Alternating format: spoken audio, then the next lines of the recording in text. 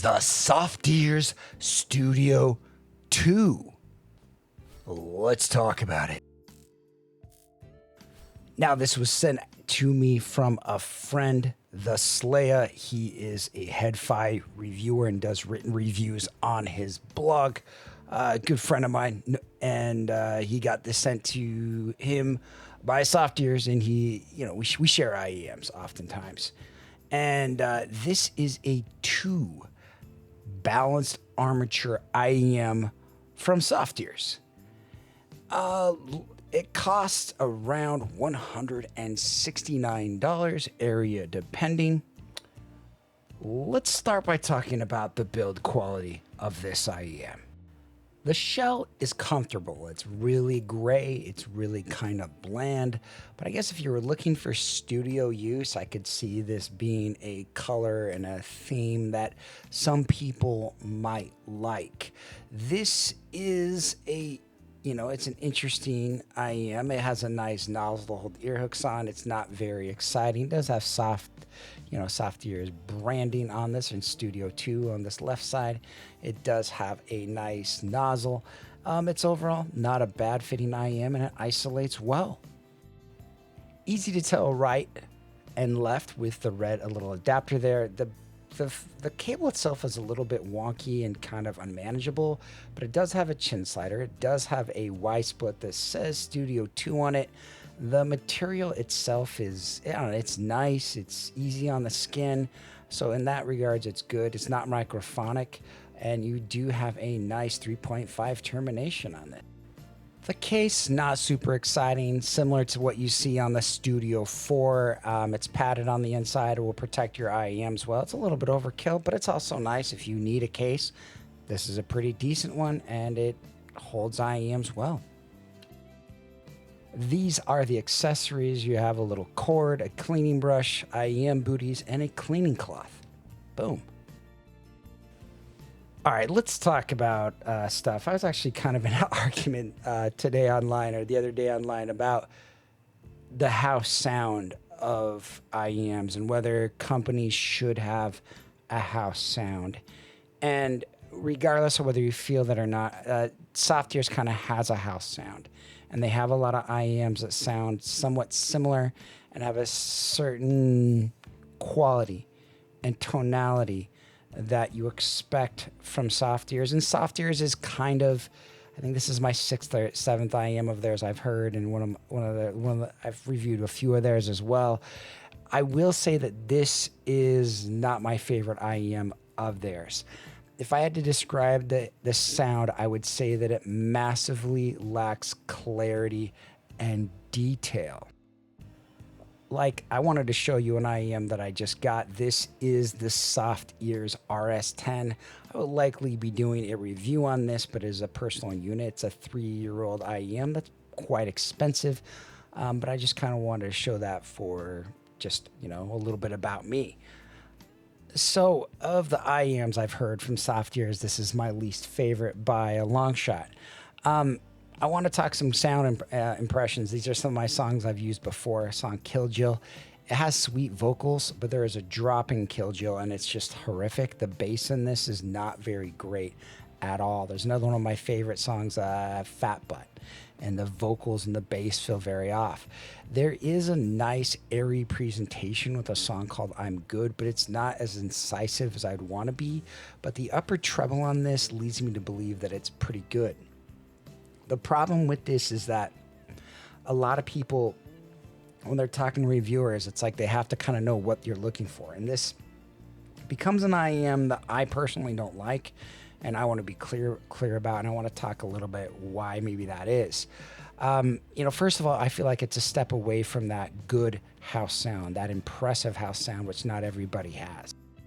But beyond that, it's bass shy, even for Softears. It has thin, detached bass. It feels muddy and cuppy, and it lacks finesse with a little bit of detached treble or upper mids. Like that 2 to 4K region is kind of off. It lacks some level of incisiveness, and just the music that I listen to doesn't sound great on it. There are music genres that I think could work for people, But all in all, this IEM as a whole does not work for me and isn't going to get a recommendation. All right, let's look at this graph, the Softears Studio 2. I just want to let you know that mine is not messed up. I want you to look at this on my rig, and I'm going to show you the same two IEMs on another person's rig, Mark from Super Reviews, because I think he's the only other person that has the Studio 2 mix. Now, I like the Defiant a great deal. It's a very fun audiophile tuned IEM. It was done by Zeos, and I think it's the best thing that he's done. Having said that, it's not a perfect IEM. I could see maybe people might liking the Studio 2 better than the Defiant. Maybe the air and treble detail is really what they're looking for. In the Studio 2, it's not bad. But what I do want to show you is that like this major gap between this area from like 1K here. Do you see how that's like this is all recessed back down, and there's a lot more bass in the Defiant? You'll notice the similar kind of a trends between these two IEMs on my rig and on Mark's rig. Now, let's look at this versus a lot of their other IEMs, and you'll kind of notice what I mean by that. And so I'm going to show you pretty much all the IEMs of theirs that I've heard. The first one I want to show you is the volume. The volume is very V-shaped. It's a fun set, but it's incisive and clean. And that one gets a recommendation, but this one doesn't. One of my favorite sets is the Volume S. The Volume S does a really good job, has a really good warmth, really good upper mids. It's one of the best sets I've heard all year. And then all of a sudden they get to one of the worst sets I've heard all year. And it's kind of funny. Like this is the Volume S is at like $320 right now, and I know that's like double the price, but I feel like sound quality wise you're getting like 10 times that. And I think the Softears Volume S is one of the best IEMs I've heard under 400. It's benchmark worthy for a lot of people, and it's a really good IEM. The Studio 2 is not the same for the $200 level, and we will talk about that later, or at least my opinion of it. And again, this is a subjective hobby. You might like one or the other, and I'm just trying to be clear about my feelings, not any kind of reality, because a lot of people can get confused about that. Another one I like, you'll notice similar trends. Softears, the RSV, really nice set, really nice treble, really nice bass, and an all-around really great set. The RS10 that I recently got, you'll notice has way more upper treble air, incisiveness, and even a little bit more bass, and kind of this scooped out warmth is kind of gone. That's a better set. The Studio 4. You'd think the Studio 4 and the Studio 2 would be tuned maybe a little bit similarly. Nope. Nope. Not at all. Totally the same kind of house sound you've seen from everything else. So what I'm trying to say is the Studio 2 is going in a different direction. But I mean, come on, there's other ones. Yeah, I get that. There's the Twilight. The Twilight has kind of that same mids, but its presence region, the 2K to like 8K is just totally recessed and has a lot of issues. And it doesn't sound good in ear, and that's kind of what I'm trying to say. Like, the problem is it doesn't really have this ear gain dip from like 200 to 1000. And it just sounds really poor to me. And it's one of the worst tuned IEMs I've seen from a company who normally I'd say tunes great. And so I kind of wanted to show that. Another one I want to show is the Enigma. Now, I have not got an Enigma. It's a very expensive unit. I think it's around $4,000. I'm still would love to buy one if I found a right deal on it, but it's so expensive. It just doesn't make sense to just go out and buy one. But you'll notice there's a ton of bass, a ton of upper mids. And so like basically every single one of these sets you'll see is that they all have a different approach to upper mids and a different approach to bass. And like, this is just a different one. Now there's a lot of other sets that you can get around this price, and I wanted to show you one of them, the Gizaudio Chopin. The Gizaudio Chopin, this is back on my rig. You'll notice it has a lot more bass, a little bit more of a scooped, 200 to 300 region, which, isn't necessarily the only bad thing, but the main thing about it is that this upper treble just is not it. And so something like the Chopin, it just sounds a lot better in here, and it gets a recommendation. And these are about the same price, give or take, especially if you're dipping into the used. All right, let's rank this up. Studio 2, I thought about giving it a full-blown F, but I'm giving it a D. I think it has redeemable treble. decent imaging, but it's just no weight and soundstage and just clarity and cleanliness for me is not it, especially compared to its lineup. I find it a poor value. So I wanted to show you the top IEMs that I do admit or do recommend at this price. And this is a new thing on my ranking list if you guys want to check this out. But as of today, you know, the Aether, the Lesueur DX1, the Chopin again, these are some of the IEMs that I recommend in that 100 to 200. And you might be able to find some of these IEMs that you can recommend under that. Now, beyond that, I've also done it by brands. And so if you want to look at how I rank Softears IEMs that I've heard, you know, this one, the Studio 2 is the worst one by far.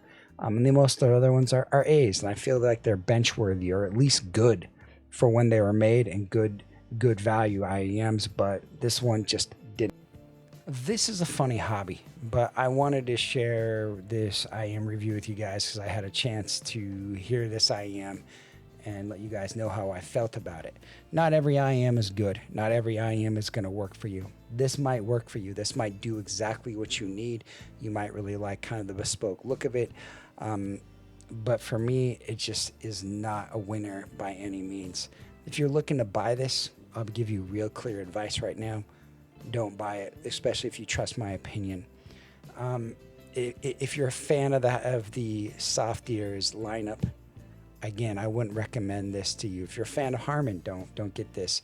It's like it was going for a dark tonality, and it just didn't work. So it just doesn't. It gets a full-blown non-recommendation, which I don't really give that often. And so I just wanted to say that I do think you'd be better off saving up for the Volume S or getting something else out there. Thanks for watching my video. If you guys have any questions, leave them in the comments below. And I hope you have a great day. Bye-bye for now.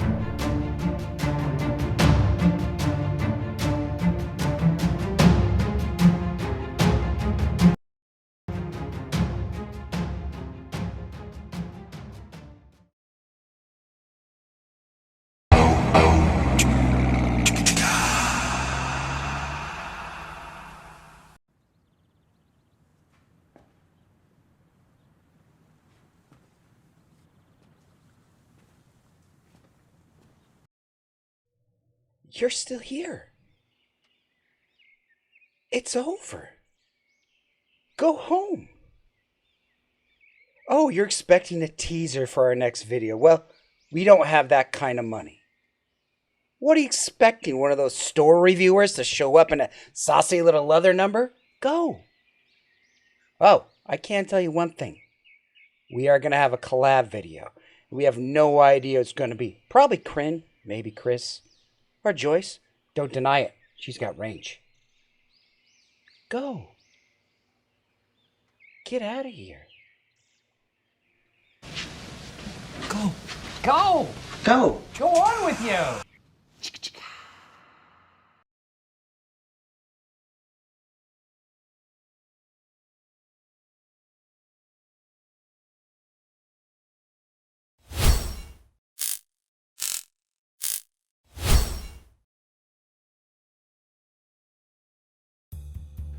You're mid, you're mid, you're mid, you're legendary.